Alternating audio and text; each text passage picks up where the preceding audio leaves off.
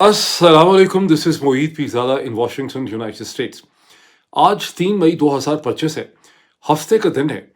इस वक़्त सूरत-ए-हाल ये है बरे-सग़ीर हिंदुस्तान, पाकिस्तान की कि दोनों तरफ की हुकूमतें, हिंदुस्तान की हुकूमत भी और पाकिस्तान की हुकूमत भी हर तरह की कोशिश कर रहे हैं, ज़ोर लगा रहे हैं, वॉर एक्सरसाइज़ेज़ कर रहे हैं, एयर फ़ोर्स की एक्सरसाइज़ेज़, नेवी की एक्सरसाइज़ेज़, ग्राउंड फ़ोर्सेस इसमें शामिल हैं। लाइन ऑफ कंट्रोल पे मुसलसल 5 दिन से इंटेंस फायरिंग हो रही है और जो 2021 का सीज़ फायर था, वो तकरीबन तकरीबन अब ख़त्म हो चुका है। मगर इसके बावजूद दोनों मुल्कों के अवाम जो हैं, अपनी हुकूमतों से बहुत ज़्यादा मायूस हैं, क्योंकि उनको लगता है कि हुकूमतें जो हैं दिल पेशावरी कर रही हैं और इनका जंग करने का कोई मंसूबा नहीं है। मुझे लॉर्ड बर्ट्रैंड रसल, जो 20th सेंचुरी के एक मैथमेटिशियन, फिलोसोफर, बरतानवी ओरिजिन के, मतलब ही इज़ अ फिलोसोफर, तो बर्ट्रैंड रसल की मुझे एक स्टेटमेंट याद आती है, जो फर्स्ट वर्ल्ड वॉर में जब वो कैद भी हो गए थे, तो उसके बाद उन्होंने दी। उन्होंने कहा था कि लोग हालत जंग में बहुत ज़्यादा खुश रहते हैं। जब जंग हो रही होती है, जंग की खबरें आ रही होती हैं, अगर लोगों का ज़ाती तौर पे उसमें कोई ख़ानदान का नुकसान ना हो, उनका कोई प्यार करने वाला जो है वो मारा ना उसमें जाए, अपने घर का उनका नुकसान ना हो,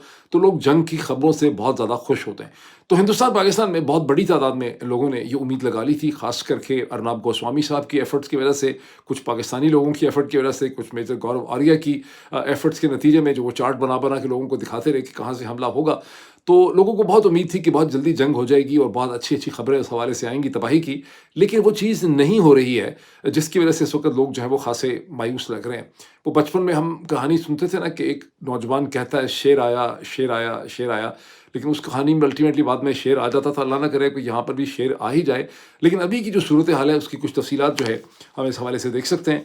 पाकिस्तान की हुकूमत तो ख़ैर हिंदुस्तान की हुकूमत से बहुत आगे है, जंग का पूरा वाविला मचाने में। पाकिस्तान के जो एम्बेसडर हैं अक़वाम मुत्तहिदा में, मुस्तक़िल यूनाइटेड नेशन परमानेंट रिप्रेजेंटेटिव, जिनका नाम जनाब आसिम इफ्तिख़ार है, उन्होंने वहाँ से ये खबर दी हुई है कि वो यूनाइटेड नेशन सिक्योरिटी काउंसिल का एक इजलास जो है, हिंदुस्तान पाकिस्तान की टेंशन्स के हवाले से बहुत जल्दी जो है वो बुलाया जाएगा, क्योंकि फॉर्मल एप्लीकेशन उनकी अभी भी जो यूनाइटेड नेशन सिक्योरिटी काउंसिल की इस वक्त जो प्रेसिडेंसी है, उसके पास से नहीं आया। ताहम वो कह रहे हैं कि सेक्रेटरी जनरल को ब्रीफ कर दिया गया है, सिक्योरिटी काउंसिल के प्रेसिडेंट को ब्रीफ कर दिया गया है, जनरल असेंबली के प्रेसिडेंट को ब्रीफ कर दिया गया है कि अगर हिंदुस्तान हमला करेगा तो पाकिस्तान फिर अपने जवाब देने पे मजबूर हो जाएगा। बहुत जल्दी इस हवाले से सिक्योरिटी काउंसिल का एक इजलास भी होगा। पता नहीं होता है कि नहीं होता, मुझे शक है कि शायद ना हो।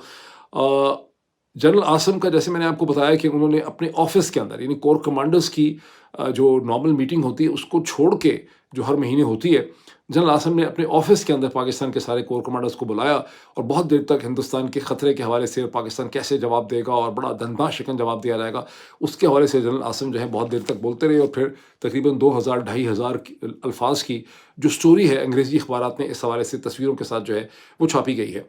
इस पूरी सूरत हाल में पाकिस्तान के अंदर ये शोशा भी छोड़ दिया गया है। लोगों को मेरा ख़्याल ये कहा गया है कि अपने जो वीलॉग्स या पॉडकास्ट हैं उसके अंदर ये आइडिया प्लांट करें कि अगर हिंदुस्तान ने पाकिस्तान का एक बूंद और कतरा भी पानी का जो है वो बंद किया, इंडस वाटर ट्रीटी का, या उसको डाइवर्ट करने की कोशिश की। अच्छा ज़हन में रखें कि हिंदुस्तान ने सिर्फ ट्रीटी को हेल्ड इन अबेंस किया है, उन्होंने पानी रोकने की किसी किस्म की कोई कोशिश नहीं की, बिकॉज़ उन्होंने कोई प्लानिंग नहीं की हुई थी, तो उनके पास ना कोई डैम है, ना कोई डाइवर्जनरी मैकेनिज़्म उनके पास एग्ज़िस्ट नहीं करता। और डैम बनाने और डाइवर्जनरी कैनाल्स बनाना जो है वो बहुत सी वजूहात की वजह से बहुत ज़्यादा मुश्किल है। एक तो उसमें प्लानिंग बहुत चाहिए, उसकी ड्राइंग्स ही बड़ी देर लगती है उसमें, उसके बाद उस पे खर्चा बहुत है और फिर बहुत बड़े रिजर्वॉयर्स जो हैं वो ऊपर बनाए भी नहीं जा सकते। इतना आसान नहीं है रिजर्वॉयर बनाना, उससे जो है खासे मसाइल जो हैं वो पैदा होते हैं। बहरहाल पाकिस्तान की तरफ से ये शोशा मैं देख रहा हूँ छोड़ दिया गया है कि जैसे ही हिंदुस्तान ऐसे डैम, रिजर्वॉयर या डाइवर्जनरी कैनाल बनाने की कोशिश करेगा, तो पाकिस्तान एयरफोर्स जो है उसके पास ये हक होगा कि वो जाकर ऐसे डैम्स को तबाह कर दे। यानी जंग के पूरे कॉन्सेप्ट को वो बिल्कुल उसको मलिया-बेट कर दिया गया है, उसको एक मज़ाक में बदल दिया गया है। इस मज़ाक के अंदर बांग्लादेश के एक फॉर्मर जनरल भी शामिल हो गए गुज़िश्ता 24 घंटे में, जिनका नाम बताया जाता है कि वो ALM फज़लुर रहमान उनका नाम है, मौलाना फज़लुर रहमान की तरह का उनका नाम है। और वो जो एडवाइज़र इस वक़्त बांग्लादेश को रन कर रहे हैं, जनाब डॉक्टर मोहम्मद यूनुस, उनके वो बहुत दस्तेरास जो है वो बताए जाते हैं और रिटायरमेंट के बाद भी वो किसी कमीशन को हेड कर रहे हैं, फज़लुर रहमान साहब। उन्होंने एक दिन पहले ये शोशा छोड़ दिया कि जब हिंदुस्तान हमला करेगा पाकिस्तान के ऊपर, उस वक़्त बांग्लादेश को चाहिए कि चीन की मदद से हिंदुस्तान की जो 7 सिस्टर स्टेट्स हैं, जो चिकन नेक के एरिया में, ان کے اوپر بنگلہ دیش جو ہے وہ جا کے قبضہ کر لے. پتہ نہیں ہے بنگلہ دیش کی فوج کے اندر اتنی ہمت سکت اتنی پاور کیپیسٹی ہے یا نہیں ہے. یہ پہلی دفعہ میں نے اس قسم کی بات سنی ہے. اور خود ایڈوائزر صاحب کی صورتحال یہ ہے کہ وہ جب چین گئے تھے مارچ میں تو وہاں بھی انہوں نے 7 سسٹرز کے حوالے سے انہوں نے کچھ کامنٹس کر دیے تھے کہ اس کا کوئی حل نکالنا چاہیے, چین کو کچھ کرنا چاہیے, اب ہندوستان اس کے ٹریڈ کا کچھ نہیں کر رہا. اس کے بعد سے ہندوستان نے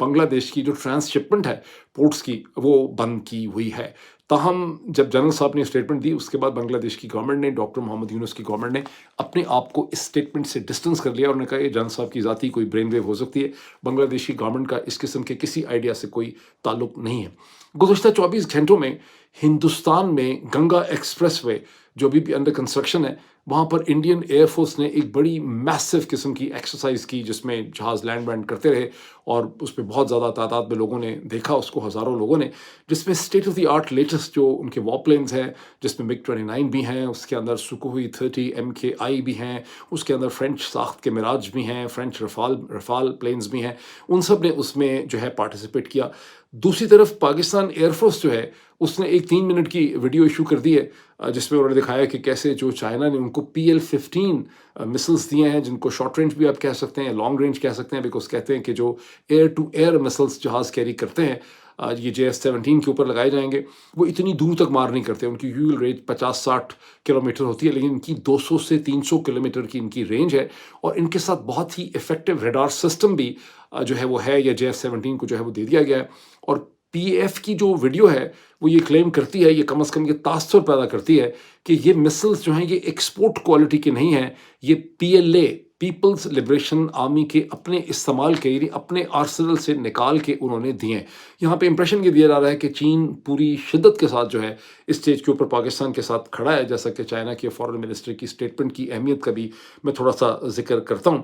ہندوستان کی نیوی جو ہے وہ off the coast of Gujarat بہت بڑی نیول ایکسرسائزز کر رہی ہے جس میں لائیو ایمونیشن استعمال کیا جا رہا ہے, اس پورے ایریا کو بیریکیڈ کر دیا گیا ہے, شپنگ کو وارن کر دیا گیا ہے کہ کوئی ایسے ایریا میں نہ آئے. ہندوستان کی جو اخبارات اس کا ذکر کر رہے ہیں وہ ساتھ ہی بتا رہے ہیں کہ اس سے تقریباً 80-85 ناٹیکل مائلز اوے پاکستان کی نیوی جو ہے وہ بھی اپنی ایکسرسائزز جو ہے وہ کر رہی ہے. اور سیز فائر جو ہے لائن آف کنٹرول کی آزاد کشمیر اور انڈین کشمیر کے درمیان میں مسلسل وہاں پر اب 5 دن سے مسلسل ہیوی انٹینس فائر جو ہے وہ ہو رہا ہے جس کی ذمہ داری کوئی بھی نہیں لیتا. ہندوستانی کہتے ہیں پاکستانی شروع کی ہے, ہم رسپونڈ کر رہے ہیں. پاکستانی کہتے ہیں کہ یہ جو ہے ان پرووکڈ فائرنگ جو ہے ہندوستانیوں نے شروع کی ہے, ہم اس کو رسپونڈ کریں. ظاہر ہے دونوں میں سے کوئی ایک تو جھوٹ بول رہا ہے, یہ دونوں ہی جھوٹ بول رہے ہیں. بہرحال یہ اس وقت صورتحال ہے. اور جو سیز فائر تھا جس کو 2003 کا سیز فائر کہتے تھے جب آپریشن پرا کرم کے بعد وہ ہوا تھا اور پھر اس کو 2021 میں رینیو کیا تھا جنرل باجوہ نے اور انڈین ملٹری نے, وہ اب تقریباً ٹوٹلی طور پہ ٹوٹ چکا ہے اس وقت جو صورتحال. باوجود اس ساری کارروائی کے اور یہ ساری ایکسرسائزز کی جا رہی ہیں, لوگ جو ہیں یا میڈیا جو ہے اس نے یہ کانسیپٹ یا تاثر قبول کر لیا ہے کہ جنگ یہاں پر نہیں ہونی ہے. تو لوگ اس حوالے سے خاصے مایوس ہو گئے ہیں اور وہ کہہ رہے ہیں کہ اس کو بہت زیادہ ڈسکس کرنے کی بھی ضرورت نہیں ہے, جیسے کہ پچھلے میرا جو ویڈیو تھی اس میں آپ میں سے بہت سے لوگوں نے کامنٹ کیا. البتہ ہندوستان کی جو میڈیا کارروائی ہے, پاکستانی ٹیلی ویژن چینلز, پاکستانی اوریجن, کس کا بھی پاکستان سے تعلق ہے وہ بڑے بھرپور طریقے سے جاری ہے. اور مجھے ابھی پتہ چلا ہے کہ میرا بھی جو دوسرا ایک چینل تھا JVS نیوز جو ہے جس کے اوپر پروفیسر کرسچن فیئر کے ساتھ ایک بڑی زبردست ڈسکشن ہم نے ڈالی تھی کچھ دن پہلے اور جس کو بہت لوگوں نے ہندوستان میں دیکھا تھا, اسے بھی انڈین گورنمنٹ نے بلاک کر دیا ہے. اور اس کی 2 دن پہلے ایک یوٹیوب کی ویڈیو بھی آئی, چونکہ اس پہ میں ڈالتا ہی ہوں ویڈیو, تو اس پہ ویڈیو بھی جو ہے اس کی ایک ای میل بھی جو ہے وہ یوٹیوب سے آئی ہے جو میں آپ کو اسکرین کے اوپر دکھا سکتا ہوں. اور میں اس کی کچھ آپ کو جھلکیاں بھی دکھانا چاہتا ہوں اس پروگرام کی. اس پروگرام کی امپورٹنس یہ ہے کہ اس سے پہلے تو کوئی ایسا پروگرام وہاں پہ تھا ہی نہیں, سرے سے وہاں پہ کوئی انڈیا ریلیٹڈ کانٹینٹ تھا ہی نہیں. تو یہی ایک پروگرام ہے جس میں پروفیسر ڈاکٹر حسین ندیم جو جارج واشنگٹن یونیورسٹی میں پڑھاتے ہیں اور پروفیسر کرسچن فیئر جو جارج ٹاؤن یونیورسٹی میں پڑھاتی ہیں, ان کے ساتھ یہ ڈسکشن تھی. اور یہ کیسی ڈسکشن تھی, اگر میں آپ کو اسکرین کے اوپر اس میں کامنٹس دکھا سکوں, جسے ہندوستان کی پڑھی لکھی انٹیلیجنسیا نے بڑا پسند کیا تھا اور اس کے اوپر سینکڑوں کامنٹ ہیں انڈینز کے جنہوں نے اسے بہت زیادہ اپریشیٹ کیا. تو پھر سوال پیدا ہوتا ہے کہ پاکستان میں تو تاثر اور دہائی لوگ دینے کی کوشش کر رہے ہیں کہ شاید ان کا کوئی کانٹینٹ بڑا اینٹی انڈیا تھا تو کوئی بڑا پیٹریوٹک کانٹینٹ تھا تو بڑا زوردار وہ کامنٹ کر رہے تھے. بہت سے لوگوں نے یہ بھی کہا ہے کہ فلاں فلاں کا چینل جو ہے وہ ہندوستان میں کیوں نہیں بند ہو رہا. میرا خیال ہے ایک جنرل پالیسی ہے کہ پاکستان سے جو بھی ریلیٹڈ کانٹینٹ ہے اسے ہندوستان میں بلاک کیا جا رہا ہے. جیسے جیسے ان کو چینل نظر آ رہے ہیں وہ ان کو بلاک کرتے چلے جا رہے ہیں. تو اس کا مطلب ہے کہ ایک آدھ دن میں یہ چینل بھی ہندوستان میں بلاک ہو جائے گا. اگر ابھی تک نہیں ہوا بیکاز ابھی تک تو کوئی ای میل مجھے اس کی آئی نہیں ہے, تو اگر ہندوستان میں کسی نے دیکھنا ہے تو ان کو چاہیے کہ وہ بھی پاکستان کی طرح وی پی این جو ہے وہ حاصل کر لیں, بیکاز میرا خیال ہے اب وی پی اینس پہ ہی گزارا ہوگا ہندوستان پاکستان کے لوگوں کا. بہرحال یہ اس وقت کی صورتحال ہے. اب گزشتہ 24 گھنٹے میں ہندوستان نے ایک بڑا سیریس کام کیا ہے. انہوں نے formally I M F international monetary fund کے بورڈ کو انہوں نے کہا ہے, ان کے اسپوکس پرسن کا کہنا ہے, ہندوستانی گورنمنٹ نے کہ ایک سورس نے یہ کہا ہے, ان کی گورنمنٹ نے کامنٹ کیا ہے کہ انہوں نے فارملی ریویو کی پٹیشن, انہوں نے فارملی آئی ایم ایف سے کہا ہے کہ پاکستان کا جو $7 بلین کا پروگرام ہے اس کو ریویو کیا جائے اور پاکستان کو یہ پیسے نہیں ملنے چاہیے. اس کی بیسس کیا ہے؟ پہلگام ہے اس کی بیسس کوئی اور ایویڈنس ہے. وہ کیسے یہ اچیو کریں گے یہ اسٹیج کے اوپر کلیئر نہیں ہے. اور ہندوستان کے ذرائع ابلاغ نے, میڈیا نے اس پہ جب کامنٹ حاصل کرنا چاہا ہندوستان کی منسٹری فائننس سے یا گورنمنٹ سے, تو ان کو کوئی تسلی بخش اس کا جواب نہیں مل سکا. لیکن ہندوستان اور پاکستان کے اخباروں کی اور بھی انٹرنیشنل اخباروں کی یہ ہیڈ لائن ہے کہ انڈیا نے فارملی آئی ایم ایف کو یہ کہا ہے کہ پاکستان کو $7 بلین, اس کے علاوہ $1.3 بلین جو ان کو کلائمیٹ ریسیلینس فنڈ بھی آئی ایم ایف نے دیا تھا وہ ان کو نہیں ملنا چاہیے. اب یاد رہے کہ 9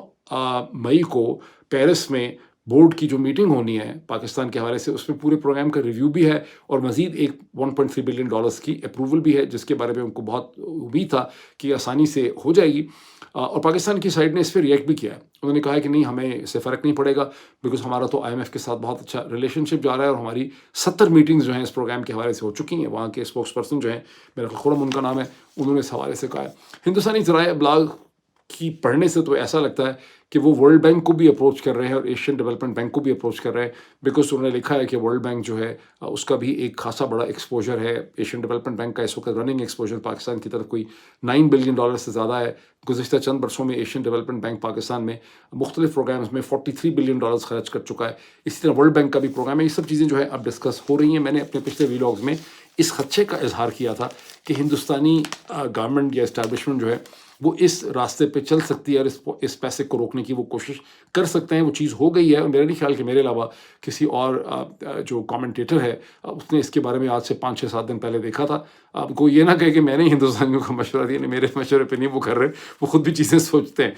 اچھا, اب اس پہ میں تھوڑا سا یہ آپ کو بتاؤں کہ ہندوستان کی حکومت نے پاکستان کی امپورٹس جو ہیں تمام ڈائریکٹ انڈائریکٹ, ان کے اوپر بھی انہوں نے مکمل کہا ہے کہ پابندی جو ہے وہ لگا دی جائے گی, لگا دی گئی ہے اور کوئی امپورٹ نہیں ہوگی, بین لگا دیا اس پہ. لیکن ساتھ ہی ہندوستان کے اخباروں سے آپ کو یہ پتہ چل رہا ہے کہ ہندوستان کی جو پاکستان سے امپورٹ ہیں these are only 0.00001% of the Indians total imports. اور ہندوستان کی جو ایکسپورٹس تھیں وہ $480 ملین کی تھیں پاکستان میں, لیکن امپورٹس ان کی نہ ہونے کے برابر تھیں. اب آئی ڈونٹ نو کہ یہ فگرز جو ہیں اس امپورٹ ایکسپورٹ کو بھی ریفلیکٹ کرتے ہیں جو وایا دبئی ہوتی ہے ہندوستان پاکستان کے درمیان میں. یہ چیز کلیئر نہیں ہے, تو اس سے کوئی فرق تو پڑے گا. اس کا مطلب ہے یہ بھی ایک کاسمیٹک آپٹیکل قسم کا میئر ہے جو ہندوستان کی حکومت نے کیا ہے, اور یہی وہ میئرز ہیں, اقدامات ہیں جنہیں دیکھ کے لوگوں کو لگ رہا ہے کہ حکومتیں جنگ کرنے میں سیریس نہیں ہیں. لوگ بہت زیادہ مایوس اور ڈس اپوائنٹ ہو چکے ہیں. خاص کر پتہ نہیں اس وقت ارناب گوسوامی کیا محسوس کر رہے ہوں گے اور میجر گورو آریہ جو ہیں ان کی کیا فیلنگز ہوں گی. اللہ بہتر کرے, اللہ ان کے حال پہ رحم کرے. بہرحال اب جو سیریس چیز ہوئی ہے گزشتہ 24 گھنٹوں میں وہ یہ ہوا ہے کہ ہندوستان کی NIA جو نیشنل انویسٹیگیشن ایجنسی ہے اس نے انڈین گورنمنٹ کو اپنی پریلیمنری رپورٹ سبمٹ کی ہے, جس میں انہوں نے یہ انالیسس آفر کیا ہے کہ جو کچھ بھی پہلگام میں ہوا وہ لشکر طیبہ کے یونٹس نے کیا under direct guidance plan of given by ISI inter services intelligence. اب اس کنکلوژن تک وہ کیسے پہنچے, جب باقی آپ پوری رپورٹ پڑھتے ہیں تو اس میں کوئی ایسی انٹر کنیکٹڈ ڈاٹ کنیکٹنگ قسم کی ایویڈنس نہیں ملتی جس کے ذریعے آپ اتنا بڑا کنکلوژن سیفلی نکال سکیں. اس میں یہ ضرور مینشن ہے کہ ہاشم موسیٰ, اچھا ان کا نام بھی چینج ہو رہا ہے, پہلے کبھی ہاشمی موسیٰ ہے کبھی ہاشم موسیٰ ہے, جو کہا جاتا ہے کہ ایک SSG کے ایکس کمانڈو ہے. ان کے ساتھ علی بھائی, یہ دونوں کہا جا رہا ہے کہ یہ مین لوگ تھے ود ان دی JNK اور دونوں پاکستانی سٹیزنز ہیں. اور یہ گزشتہ کئی دنوں سے according to NIA across the border communication کر رہے تھے with the help of satellite telephony. اور کانسپریسی کہا جا رہا ہے، NIA کی رپورٹ یہ کہتی ہے، پریلیمنری رپورٹ کی کانسپریسی جو ہے یہ لشکر طیبہ کے ہیڈ کوارٹرز میں پاکستان میں ہوئی، اور حافظ سعید کا بھی اس حوالے سے نام جو ہے وہ لیا جا رہا ہے، جیسے کہ میں نے پچھلے ویلوگ میں آپ کو بتایا تھا۔ NIA نے اپنی اس پریلیمنری انویسٹیگیشن کے لیے 2800 وٹنسز جو ہیں ان کو انٹرویو کیا، بہت سے لوگ گرفتار تھے، اس میں سے ابھی بھی 150 ڈیٹین ہیں، اور کئی ڈسٹرکٹ کے اندر NIA کی ملٹیپل ٹیمز جو ہیں وہ کام کر رہی ہیں، جس میں بانڈی عباس پور بھی ہے، اس میں کپواڑہ بھی ہے، اس میں اور بھی بہت سے ڈسٹرکٹس ہیں۔ یہ بھی یہ کہہ رہے ہیں کہ اٹیکر انہوں نے جیو فینسنگ کی ہے، اور جیو فینسنگ سے ان کو یہ پتہ چلا ہے کہ اس علاقے میں جہاں بیسران ویلی میں یہ کلنگ ہوئی ہے، خوفناک ٹریجڈی ہوئی ہے، وہاں پر اس واقعے سے 3 دن پہلے سے مسلسل سیٹلائٹ ٹیلی فونز جو ہیں اس کا استعمال ہو رہا تھا۔ یہ حملہ آور وہاں موجود تھے، جن کے بارے میں کہا جا رہا ہے کہ وہ 15 اپریل کو یہاں پر پہنچے تھے۔ کلیم یہ ہے کہ ان میں سے کچھ لوگ چند دن پہلے بارڈر کراس کر کے آئے ہیں پاکستانی۔ اب یہاں پر جو پرابلم ہے NIA کے لیے اور انڈین گورنمنٹ کے لیے، جو دنیا بہت غور سے دیکھ رہی ہے، وہ یہ ہے کہ ان کی سٹیٹمنٹس میں مسلسل تبدیلی آ رہی ہے، اور ان کو پروو وہ یہ کرنا چاہتے ہیں کہ جو اٹیکرز ہیں وہ حال ہی میں چند دن پہلے ہی بارڈر کراس کر کے آئے تھے۔ حالانکہ جو پچھلی پبلیکیشنز اور ڈسپیچز آئی ہیں اس میں یہ تھا کہ یہ جو ہاشم موسیٰ اور بہت سے اور لوگ ہیں، یہ اس سے پہلے بھی 2023 سے پیر پنجال میں مختلف جگہوں پہ، کہیں ٹنل پہ، کہیں ڈفرینٹ جگہوں پہ مختلف قسم کے حملے کرتے رہے ہیں۔ انہوں نے بہت قتل و غارت کی ہے، اور 2023، 2024 اور 2025 جو 2.5 برس سے یہاں پہ ہیں۔ لیکن اس سٹیج پہ غالباً NIA کی ریکوائرمنٹ یہ ہے کہ وہ ثابت کرنا چاہتے ہیں کہ لوگ حال ہی میں چند دن پہلے پاکستان سے بارڈر کراس کر کے آئے، اور یہ ان کے لیے خاصا ایک مشکل مرحلہ ہے، جس کی مزید میں کمپلیکیشنز کیا ان کے لیے بن رہی ہیں وہ میں بھی آپ کو مزید تھوڑا سا ایکسپلین کرتا ہوں، بیکاز اس کے ساتھ جوڑ کے دیکھیں کہ انڈیا ٹوڈے میں ایک سٹوری چھپی ہے جس کا کچھ اس قسم سے عنوان یا ٹائٹل ہے کہ United States straddling across the fence between India and Pakistan, something like that. میں آپ کو اسکرین کے اوپر دکھاتا ہوں۔ وہاں پہ محسوس یہ کیا جا رہا ہے، انالیسس یہ ہے کہ امریکہ کی حکومت دونوں طرف کھیلنے کی کوشش کر رہی ہے، اور وہ ایک ڈبل ٹاک کر رہے ہیں۔ ان کی پوزیشن بالکل بھی کلیئر نہیں ہے، ان کی کوئی فرم پوزیشن نہیں ہے انڈیا کے فیور میں، اور پریزیڈنٹ ڈونلڈ ٹرمپ، ان کے secretary of state Marco Rubio اور ان کے وائس پریزیڈنٹ جو ہیں، ان کا پاکستان کی طرف سافٹ ایٹیچیوڈ ہے کہ وہ ہندوستان کے ساتھ کھڑے ہیں۔ وہ کہتے ہیں کہ ہم ہندوستان کی اینٹی ٹیرر میں ہندوستان جو بھی کرے گا ہم اس کے ساتھ کھڑے ہوتے ہیں، لیکن ان کی پوزیشن جو ہے وہ کوئی بہت فرم نہیں ہے۔ مطلب ہندوستانی پوائنٹ آف ویو سے انڈینز کو پریشانی ہے کہ جس قسم کی سپورٹ وہ ایکسپیکٹ کرتے تھے امریکہ سے، ایک فرم اینڈ ڈیسائزو، وہ ان کو نظر نہیں آ رہی۔ جو نظر ان میں تھوڑی سی آئی ہے وہ پیٹ ہیگسیتھ جو سیکرٹری ڈیفینس ہیں، جنہوں نے ایک دن پہلے ہندوستان کے ڈیفینس منسٹر راجناتھ سنگھ سے بات کی تھی، ان کا ایک فرم سٹینڈ تھا ان فیور آف انڈیا۔ اسی طرح تلسی گبارڈ جو ڈائریکٹر نیشنل انٹیلیجنس ہیں، ان کا بھی ایک فرم سٹینڈ انڈین میڈیا کو نظر آ رہا ہے۔ لیکن اوور آل ان کو لگ رہا ہے کہ امریکہ کی حکومت کی پوزیشن جو ہے وہ اس طرح سے ہندوستان کے فیور میں نہیں ہے ڈیسائسو طریقے سے، جیسا کہ وہ ایکسپیکٹ کرتے تھے یا اس کو ہونا چاہیے تھا۔ اب سوال یہ پیدا ہوتا ہے کہ ایسا کیوں ہوا ہے، ایسا کیوں ہے یہ کہ امریکہ کی حکومت جو ہے وہ کلیئر نہیں ہے، ڈیسائسو نہیں ہے۔ اس میں جو بہت سا انالیسس میں نے دیکھا ہے اور ڈاٹ کنیکٹنگ کی ہے، اس میں ایسا لگتا ہے کہ چین